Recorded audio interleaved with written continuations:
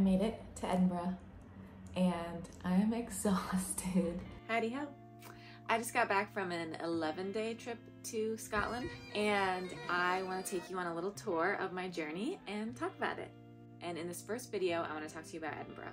I really enjoyed Edinburgh and I would highly recommend going there, especially if you're looking for a place to start solo traveling as a female. I felt safe, people were friendly, there's so much to see and so much to do.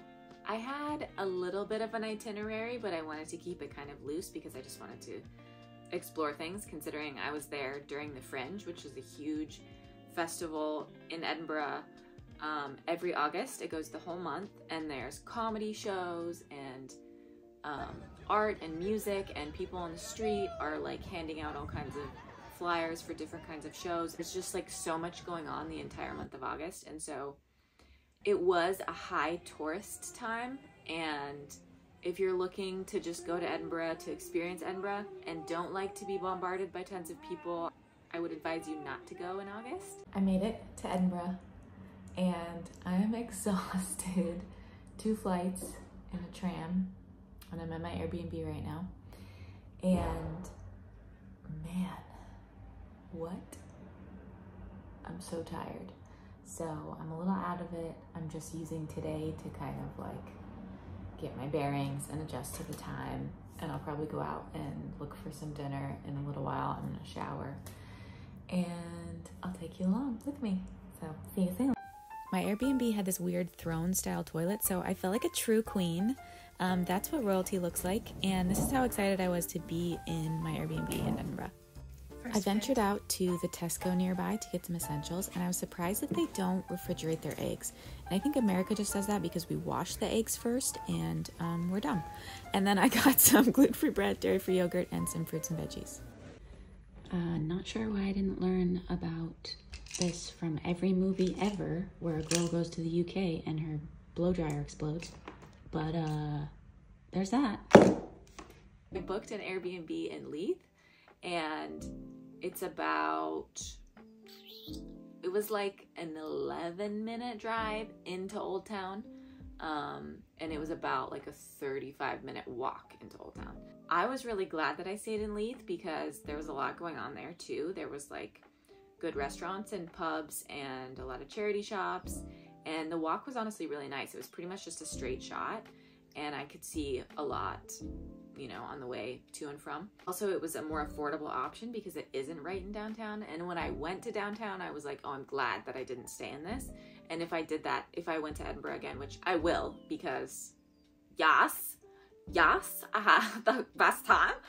I really liked it. So I would stay in Leith again. So I had a couple of days in Edinburgh, and that was the beginning of my trip. That's where I flew into.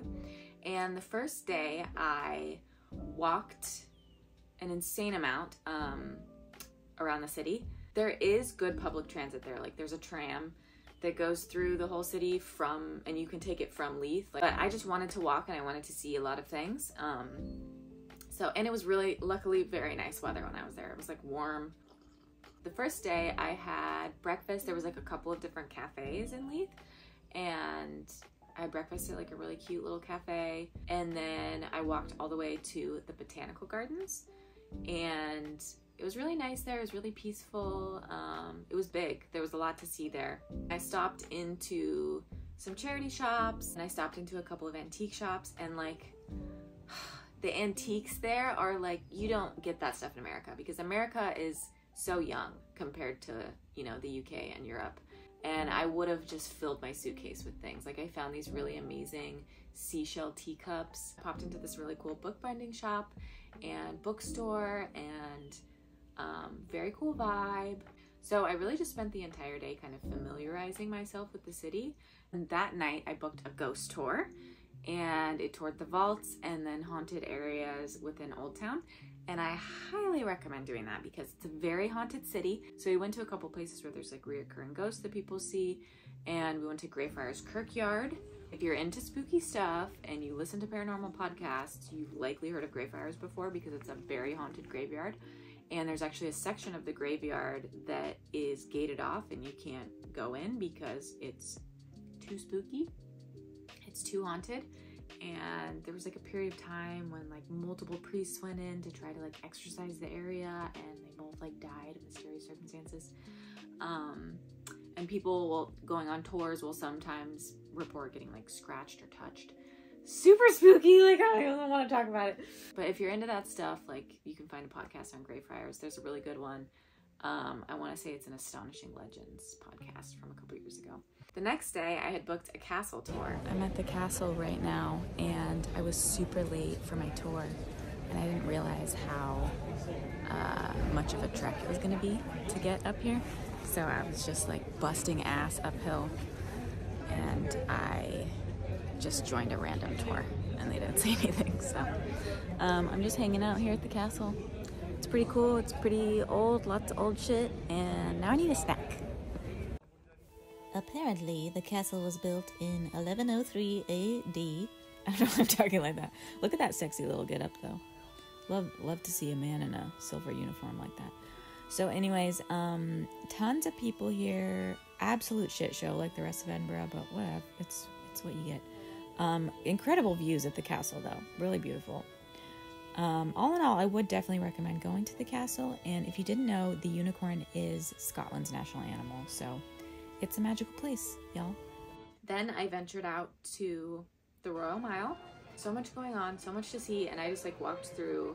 I just really took my time just looking at all of the architecture and just like appreciating these incredible buildings. And there was a lot of like Gothic architecture, specifically the Scott Monument, which I was obsessed with. It's the giant tower, just like right there in the middle of Old Town. And I just kept taking pictures. I was like blown away. It was like so beautiful. Then I stopped off at Southern Cross Cafe, and I got carrot cake and a latte, and just sat there and like sipped on my coffee and looked out the window and had my delicious cake, and that was a great time. I will say, one thing I really appreciate about the UK is the bathroom stalls, is the toilet stalls, because they really value privacy. You come to America and we like to allow enough space under the stall door for you to hold hands with both of your neighbors. That's not ideal. We like to have voyeurs walking by and viewing us on the toilet. And in the UK, the stalls are like full stalls. Like you have a private bathroom, even if there's multiple, even if it's like a public restroom, it's like every stall is very private. And so that was nice. Like, you know, when you're traveling and you're lactose intolerant and you have dairy, that's a really great thing. Great, just loved it, loved it, loved it. Another thing that I thought was kind of funny was like the amount of barbers. There's like literally a barber on every single block, and it was full of men getting their hair cut. And I'm just like, are men in Scotland like really just into getting their hair cut, or what's going on with that? And I didn't see that many hairstylists where there was like a lot of females. Like it was just barber after barber after barber. I was like, this is getting weird. So if you know what's going on with that, let me know. Why are there so many barbers in Edinburgh? It was a little bit strange. So then that night I walked back to Leith, and I went out for dinner at the Lioness of Leith, which was a groovy little spot, and had really good food there. All in all, I had a really good time, and the next day I rented a car and I headed out toward the west coast near Oban. If you want to check that out, that'll be another video, and thanks for watching.